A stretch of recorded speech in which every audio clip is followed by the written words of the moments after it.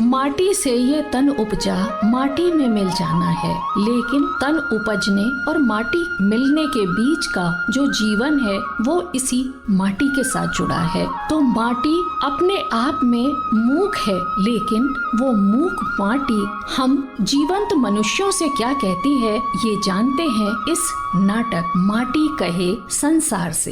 लेखिका कीर्ति श्रीवास्तव। तो प्रस्तुत है नाटक माटी कहे संसार से।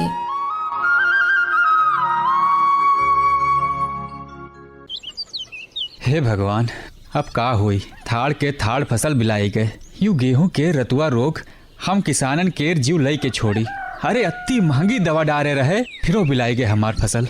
सही कहा था बचुआ, पहले यूं सब अति महंगी यूरिया डीपी डालो, अतनी बार सिंचाई लगाओ, वही माँ खर्चा कराओ, और रोग लग जाए तो दवाई डालो, वो कुछ कम महंगी नहीं बिकाती है, फिर वो फसल खराब हो जाता है। हम तो सोचत हैं हमरे बाप दादा के जमाना नीक रहे, तब न यूं सब खादे डाले का परत रहे और न अति सिंचाई लागत रहे। तब तो वो जमाना बहुत ही नीक रहा कक्का। हाँ बचुआ, तब तो कौनो नौकरी चाकरी भी नहीं होत रहे, सारा खाना खर्चा ब्याह गौन सब यही खेती से पूर होत रहे। हाँ चाचा, अब तो कहो सबके घरन में एक दो जने नौकरी करत हैं, तब खर्चा पूरा पड़त है। खेती खाली खाए भरे दे दे तो है बड़ी बात है, अब की तो वहाँ नहीं दिहिस। गेहूं में मुनाफा ज्यादा है तो हम अपने पूरे 10 बीघा के चकमा गेहूं बोआ रहे, सब नाश हो गवा। अब दीनू बेटुआ, गलती तो तुहरो है। जब हम तुझसे कहा रहे कि तू 2 साल लगातार गेहूं के फसल काट चुके हो तो अब की बार गेहूं ना बो, कुछ और बोए दो। कहे थे कईयों साल एक फसल बोवे ते जमीन बंजर हुई जात है, लेकिन तू आजकल के लड़कवा सुनत कहाँ हो। खैर तू का कही, हमरे हो घर के लड़कवा तो नहीं सुनत है, अपनी मर्जी से खेती करत है, तबे तो ये हाल है। अरे चाचा, हम तो बदल के बोवा रहे, लेकिन हमारो तो फसल खराब हो गई। हाँ, लेकिन ज्यादा के लालच माँ कत्ता यूरिया झोंक दिए रहो, मालूम है या खाद कत्ती गर्मी पैदा करत है। तन को पानी में कसर रह जाए तो सबरी फसल झुलस जात है। अरे शहर ते रजसवा का फोन आवा है। हेलो, कैसन हो बेटुआ? हम ठीक हैं बाबूजी, आप सब कैसे हैं? अरे हम सब तो ठीक हैं, बस खेती के न पूछो। हाँ बाबूजी, अम्मा से हमारी बात हुई थी, उन्होंने हमें बताया कि अपनी और गांव के ज्यादातर लोगों की फसल खराब हो गई है। हाँ बचुआ, अब तो सब राम भरोसे है। बाबूजी आप परेशान ना हो, मैं कल ही गांव आ रहा हूँ। अरे वाह, सच बेटुआ? अरे सुनो तो चाचा, कल इतने दिन बाद हमार रजसवा गांव आ रहा है। अरे ये तो बहुत खुशी की बात है। हाँ, कल हमो अइबे तुम्हारे घर, दद्दा से मिले थे। हाँ भुवन, हम हुए बेटुआ ते मिल रही है। हाँ, सब जने आयो, पर अब ही हम का जाए दो, काहे से अब ही बाजार से हमका सौदा सुलभ तो लावे खाए, नहीं तो रजसवा की अम्मा वही केर पसंद का पकवान कैसे बनाई। तो है।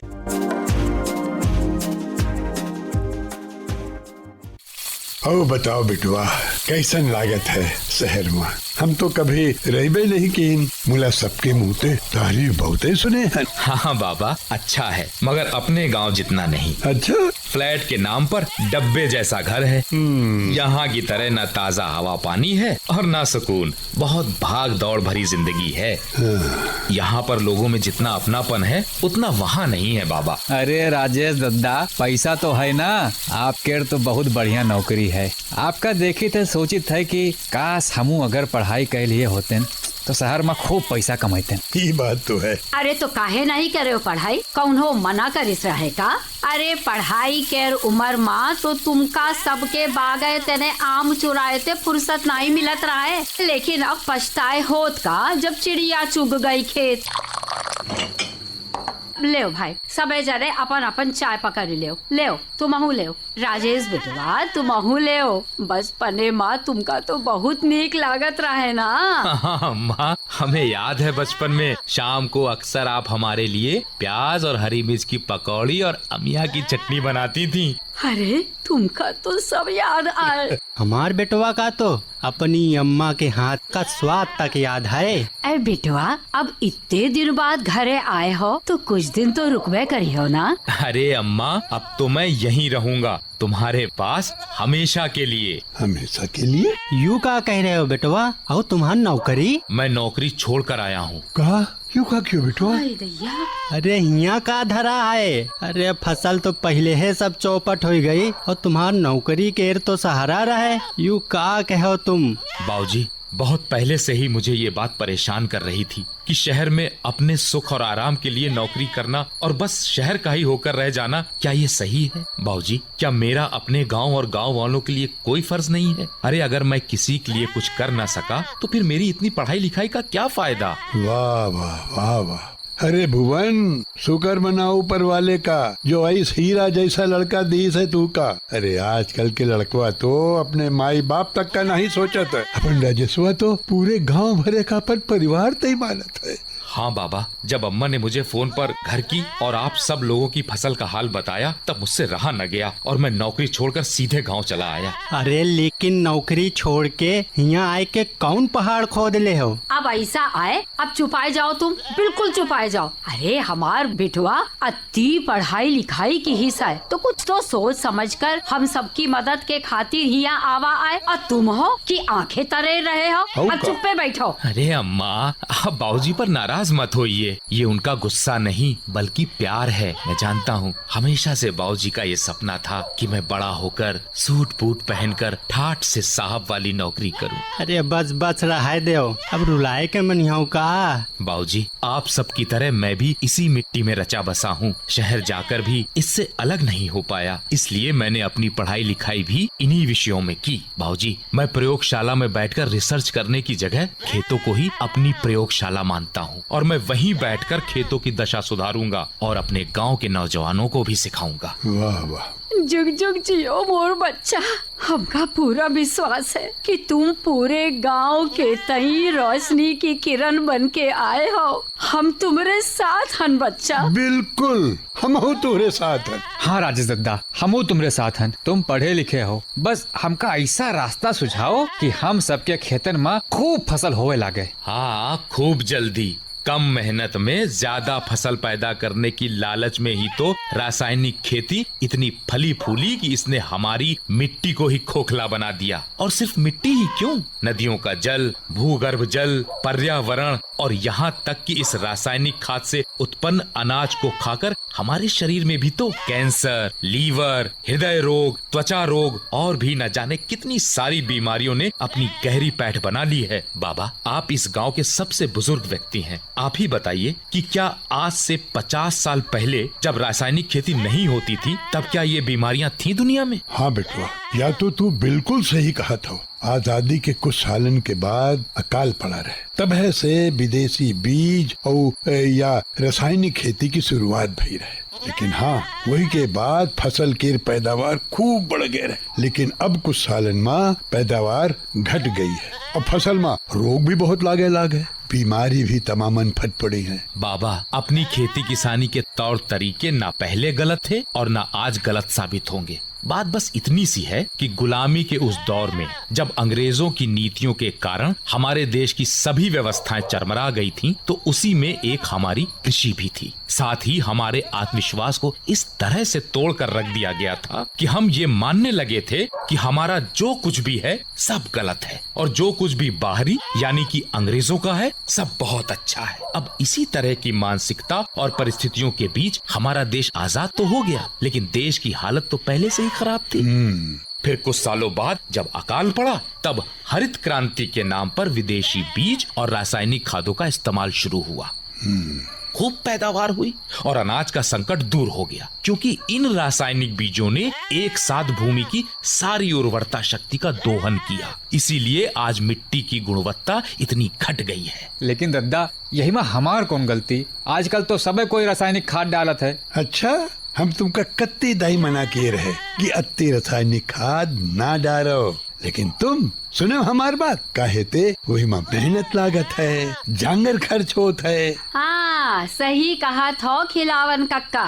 इन लोगन का यू आसान पड़ता है, बस बाजार तेने बोरी लाए और झोंक दी दन्नता खेतन में। जरा सा कहूँ कीड़ा लागेगा फसल में तो लाई आए एक बोतल कीटनाशक और भल तेने पूरी फसल में उड़ेल दीन। अरे फसल के रे कीड़न का मारे के तई नीम की पत्ती, नीम कौरी, नीम के तेल से देसी कीटनाशक बनाए के कत्ते फसल के रोगन दूर किए जा सकता है। अरे काकी, अब खिलावन कक्का मेर तू हमार बाजे बजाए रही हो। अरे नहीं भाई, कौनो दीनू केर बाजा नहीं बजाई, काहे ते अब तो सीधे दीनू केर ढोल बाजी। अरे का मतलब? अरे भाई, असो जाड़े में दीनू केर ब्याह है। अरे वाह, ये तो बहुत खुशी की बात है। वाह वाह वाह भाई वाह। अरे काका, खुशी केर बात तो तब हुई जब जाड़े केर फसल बढ़िया हो जाए, तब तो ब्याह में धूम धड़ाका हुई। गर्मी केर तो सब पहले ही चौपट हुई गवा। होगी दीनू, जरूर होगी, बस तुम्हें खेती का तरीका बदलना होगा। दादा, हम तुम्हार बात मानब, तुम जौन तरीका बताइयो हमका, हम वही तरह खेती करब। लेकिन हमका तुम्हारी एक बात समझ में ना आए। अब भाई तुम कहत रहे हो कि यह सब खाद डाले तेने माटी खोखर हो गई है। हाँ दीनू, इस रासायनिक खाद की वजह से पूरी देश दुनिया की मिट्टी की उर्वरकता शक्ति लगभग 33% तक घट गई है। 33%? हाँ बाबा, अगर हमने अभी अपनी मिट्टी की सेहत का ध्यान नहीं रखा तो आने वाले 40 से 50 सालों बाद देश क्या पूरी दुनिया में ही खेती योग्य जमीन ना के बराबर रह जाएगी। अरे दादा रे दादा, ये तो बहुत ही बुरी खबर है भैया। हाँ बाबा, एक पौधे को पनपने के लिए 17 से 18 पोषक तत्वों की आवश्यकता होती है, जिनमें से लगभग 14-15 उसे मिट्टी से ही प्राप्त हो जाते हैं। अच्छा, तभी तो कहा था कि माटी हमार सबके माई समान आए। हाँ, माई हाँ समान। माँ, ठीक कहा। लेकिन इन रासायनिक खादों, कीटनाशकों और खेती के गलत तौर तरीकों के कारण देश की मिट्टी के पोषक तत्वों में भारी कमी हो गई है। देखो राजेश बेटुआ, खेती के तौर तरीका गलत है, यूँ तो हमहू जानित है। रासायनिक खाद नुकसान करत है, यहू हमका पता है। लेकिन हम बेटुआ पढ़े लिखे नाए हैं ना, तो हमका यूँ नहीं पता कि कौन कौन से पोषक तत्व मिट्टी में होत हैं जो मिट्टी के सेहत और पौधन का पनपे के लिए जरूरी होते हैं। तो हमका ये बात बताओ बेटुआ तू। हाँ हाँ बाबा, जरूर बताऊंगा। देखिए बाबा, मिट्टी में 3 मुख्य पोषक तत्व होते हैं। अच्छा, नाइट्रोजन, फास्फोरस, पोटाश। इसके अलावा बाकी सूक्ष्म पोषक तत्व होते हैं, जैसे कि जस्ता,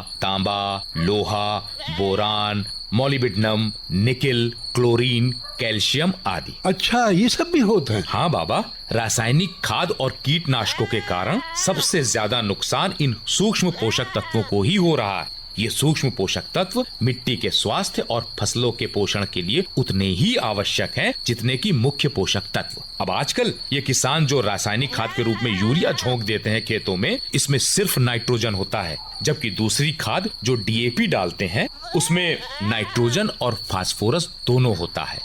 पोटाश के लिए म्यूरेट ऑफ पोटाश डालते हैं। कहने का मतलब ये है बाबा कि आजकल ये किसान फसल उगाने के लिए अलग अलग तरह की कई सारी रासायनिक खादें डालते हैं। अच्छा, क्योंकि किसी एक रासायनिक खाद में सारे पोषक तत्व मौजूद नहीं होते, जबकि हमारी देसी खादों में अगर हम कोई एक खाद भी खेत में डाल रहे हैं तो उसमें सारे पोषक तत्व मौजूद होते हैं। तब हो तो लोग ही रासायनिक खादन के पीछे भाग रहे हैं। वो इसलिए बाबा कि त्वरित स्तर पर इनका फायदा दिखाई दे जाता है, ज्यादा फसल के रूप में, और इनके नुकसान आज इतने सालों बाद पूरी दुनिया के सामने आ रहे हैं। बाबा, जब इतनी सारी रासायनिक खादें मिट्टी में पड़ जाती हैं ना, तो फिर मिट्टी की अम्लीयता बढ़ जाती है। एक मिनट बेटुआ, ई का कहो तू? ई अम्लीयता का होत है? बाबा, अम्लीयता मतलब कि मिट्टी में नमक की मात्रा बढ़ जाती है, सोडियम का भी संतुलन गड़बड़ हो जाता है। ऐसे में बारिश होने पर कैल्शियम और मैग्नीशियम जैसे सूक्ष्म तत्व पानी में बह जाते हैं। अच्छा,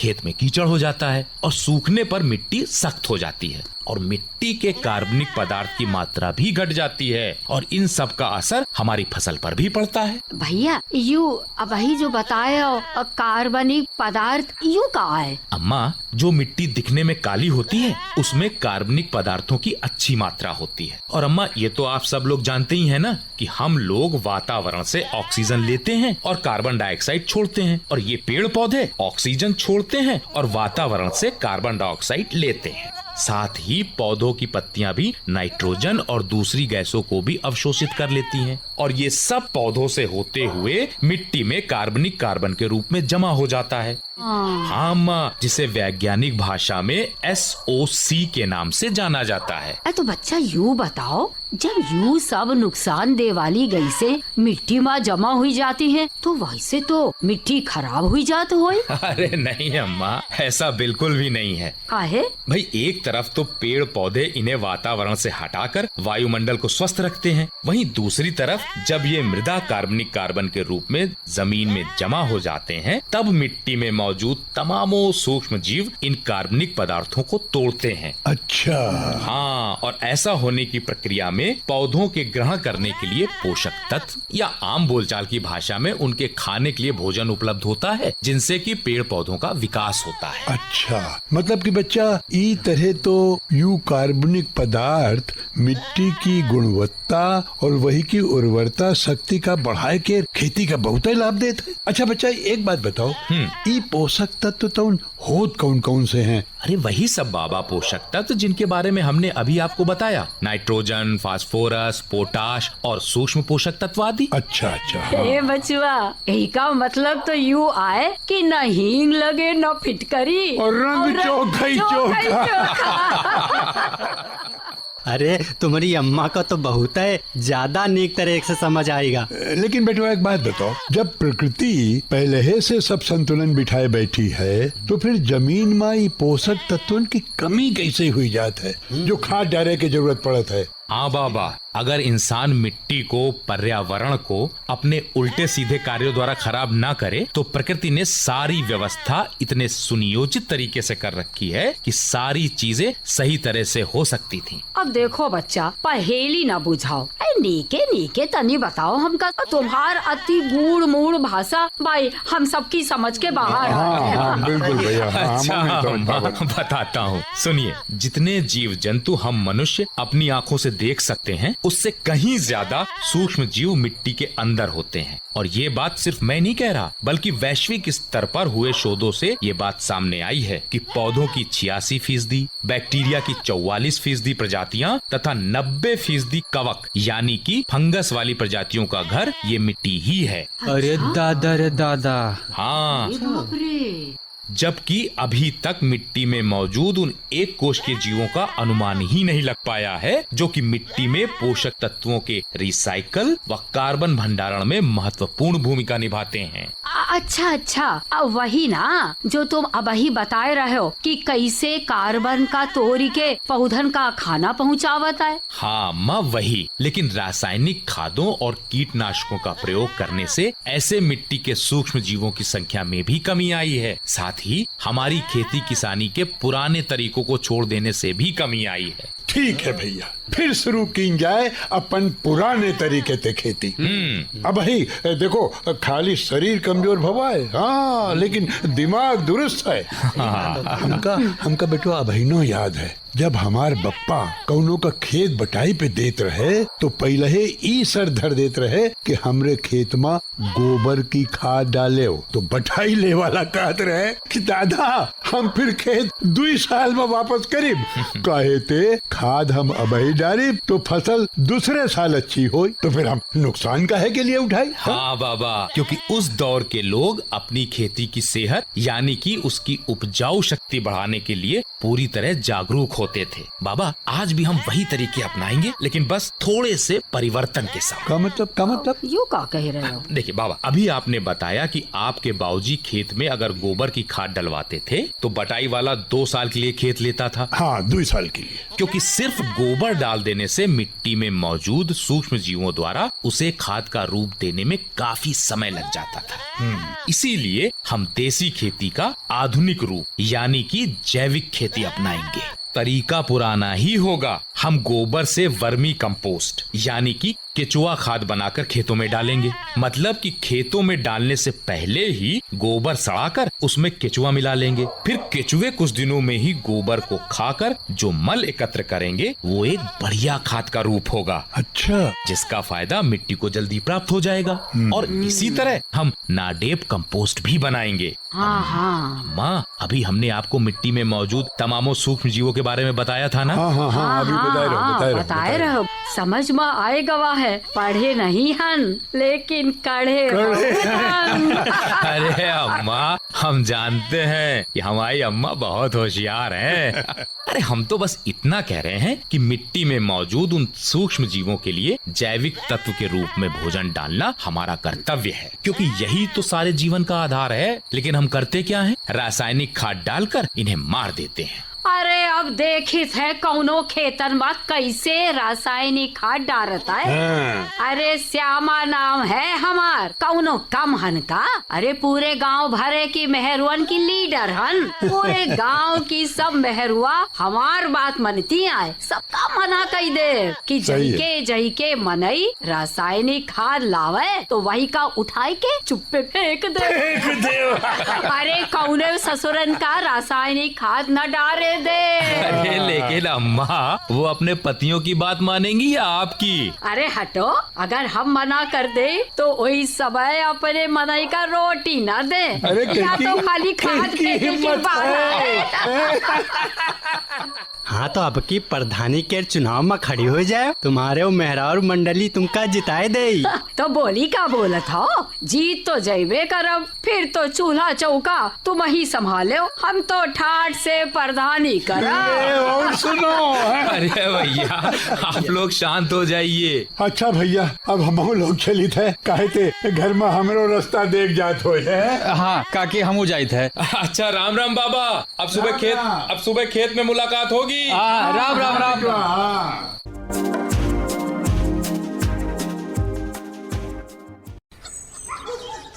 अरे सब खेत के खेत ऐसे बिल्कुल खाली पड़े हुए हैं। बाबा, खेतों को इस तरह खाली छोड़ना मिट्टी की सेहत के लिए अच्छा नहीं है। अप्रैल तक फसल कट गई थी और फिर बारिश के बाद ही दूसरी फसल बोई जाती है। इस बीच लगभग 2 महीने का समय होता है। इन 2 महीने में खेतों में हरी खाद बो सकते थे। अरे हम कहे रहे कि ढैंचा, सनई, मूंग, बरसीम, ग्वार, लोबिया कुछ है बो दो, यही से मिट्टी का ताकत मिलत है। ओ हरहन के लिए चारा भी हो जाता है। लेकिन हमार सुनत कौन है? दीनू, बाबा इतने समझदार हैं, इन्हें खेती किसानी की कितनी अच्छी समझ है। तुम गांव के सब लड़के इनकी बात क्यों नहीं मानते? दद्दा, हमका माफ कर दो, हमसे गलती हो ही गए। वो कहा था ना कि खरबूजा खरबूजे का देख के रंग बदलत है। जब को नहीं बोझ तो हम नहीं बोवा। दीनू, जिन हरी खादों के बारे में बाबा बता रहे हैं, ये सिर्फ 20 से 25 दिन में तैयार हो जाती हैं। अगर तुम इन्हें अपने खेत में बोते और फिर थोड़ा बड़ा होने पर वही पुराने वाले पलटा हल से खेत में पलट देते, जिसे आजकल की भाषा में नो टिलेज वाली खेती के नाम से जाना जाता है, तो इससे तुम्हारी भूमि की उर्वरता शक्ति बढ़ती और ये सब सड़ गल कर उस फसल के लिए खाद का काम करती है, जिसे तुम अभी बरसात में अपने खेत में बोना चाहते हो। हाँ दादा, कल जब तुम विस्तार से सारी बात बताए रहे हो तभी हमका अपनी गलती का एहसास होगा रहे। अब हमका सब समझ में आएगा है। चलो, कोई कर बात तो माने हो राजेश बेटवा।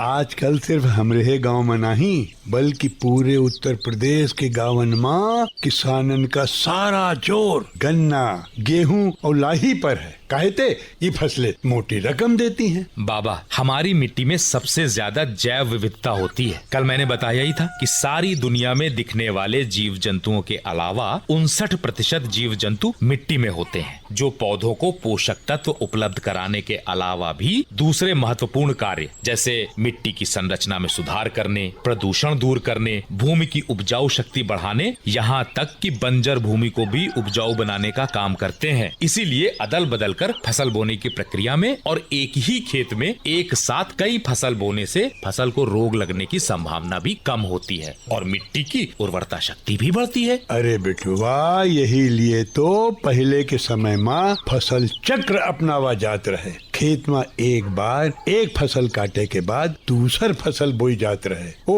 या को खेत में भी कई फसलें एक साथ भी लगाई जाती रहे, जैसे उड़द के साथ अरहर, गेहूं के साथ लाही। हाँ, लेकिन हमका यूँ बताओ कि ई तरह से फसल बोए से रोग काहे नहीं लागत है? ऐसा इसलिए क्योंकि अगर किसी एक फसल में कोई कीड़ा लगता है तो अगर उसी खेत में एक दो फसलें और लगी हैं तो जरूरी नहीं कि एक फसल का रोगाणु दूसरे पर प्रभावी हो। इसलिए रोगाणु की शक्ति क्षीण हो जाती है, क्योंकि हर फसल में रोग फैलाने के लिए अलग अलग जीवाणु जिम्मेदार होते हैं। हाँ, मूड बुद्धि अब आवा तुहरी समझ में कि काहे पुराने समय से ही फसल चक्र अपनावा जात रहे। अरे हमरे बप्पा के बखत में हमरे यही सब गांवन में मूंगफली, जुधरी, ज्वार, बजरा, तिल, मक्का, रागी सब बोवा जात रहे। हाँ बाबा, और इन मोटे अनाजों को उपजाने में लागत और मेहनत दोनों कम लगती थी, और अदल बदल कर इतनी फसलें बोने से मिट्टी को भी लाभ होता था।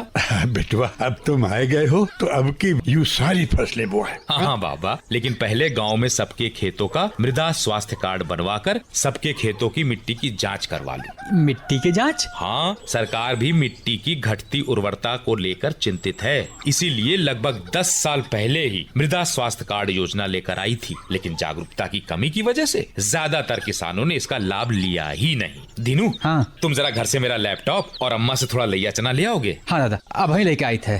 बाबा, जब तक दीनू लैपटॉप लेकर आ रहा है तब तक आप जितने गांव वालों को समझा सकते हैं उन्हें समझाकर कार्ड बनवाने के लिए यहाँ ले आइए। अभी लो बेटुआ, अभी लो, हम अभी लेके आई थे।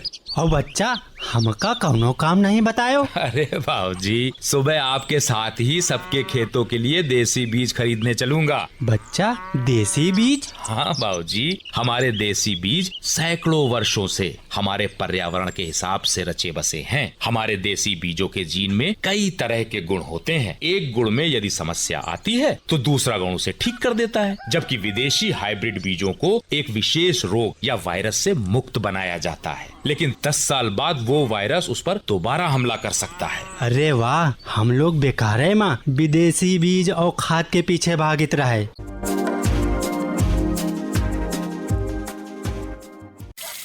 हमार रजसुआ आधी जंग तो जीत लिहिस। अभी कहाँ अम्मा? अरे पूरे गांव का मनाए के, सबके कारण बनवाए के, सबकी माटी की जांच करवाए दियो, यू का कम आए। अरे अभी सबके खेतों की हालत सुधारने के लिए बहुत मेहनत करनी है। दादा, दादा, हाँ, सारे गांव वाले मान गया है। कल सुबह सब खेतन में हरी खाद, बरसीम, ढेंचा, सनई और जौन बताओ रहा सब बोने के लिए इकट्ठा हो जाई हैं। और इस बार बरसात में आपके हिसाब से ही फसल बोएंगे। अच्छा? और खाद भी रासायनिक नहीं, जो आप बताएंगे वही सब डालेंगे। अरे वाह, या तो बहुत ही खुशी की बात है। अरे अब खड़ा काहे है, जा पहले लल्ला हलवाई के यहाँ से पेड़ा तो लेके आओ, अपने बिटुआ का मुंह तो मीठा कराई। अरे अम्मा, बस भी करो, सभी मेहनत कर रहे हैं, मैं अकेले थोड़ी ना कर रहा हूँ।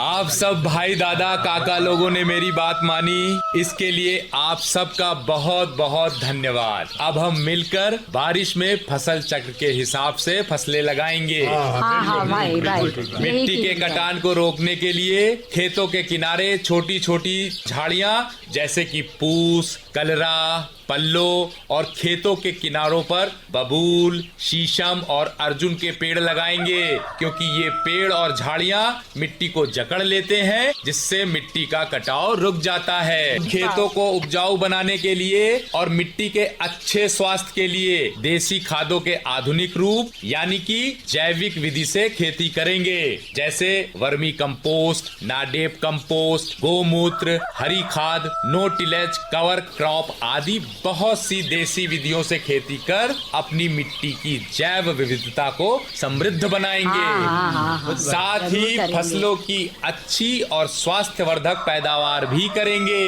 लेकिन हाँ, इसको करने के लिए मुझे आपके साथ और सहयोग की आवश्यकता है। राजेश बेटुआ, हम हूँ तोहरे साथ हैं। ओ बेटवा, ये मिट्टी बचाओ, खेती बचाओ की मुहिम हम सब तुम्हारे साथ हैं। अरे भैया तई एक बात सुनो, अब सारे मनई यहाँ पर जमा है तो हुई जो रेडियो में रमई काका रहे ना, हाँ। उनकी हुई जो कविता आए धरती, हमका वही की याद आ रही है। अरे कक्का चलो तुम सुनाओ वही कविता। धरती हमारी है, धरती पड़ती गौवन के और ख्यातन के, धरती हमारी हम अपनी छाती के बल से धरती माँ फार चलाइत है, माटी के नान्हे कनकन माँ हम ही सोना उपजाइत है।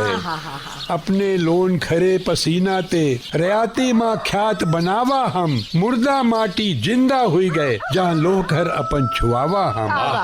कंकरील उसर बीजर परती धरती भुड़गर नीमर जर्जरी, बस हमरे पौरुख के बलते हुई गए हरियर दनगिरी बलगिरी।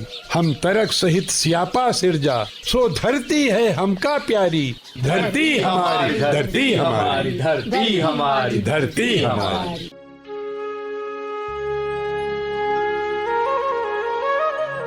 अभी आप सुन रहे थे नाटक माटी कहे संसार से। लेखिका कीर्ति श्रीवास्तव, भाग लेने वाले कलाकार डॉक्टर अनिल रस्तोगी, संध्या रस्तोगी, अमरीश बॉबी, रोहित सिंह। निर्देशन एवं प्रस्तुति डॉक्टर अनामिका श्रीवास्तव।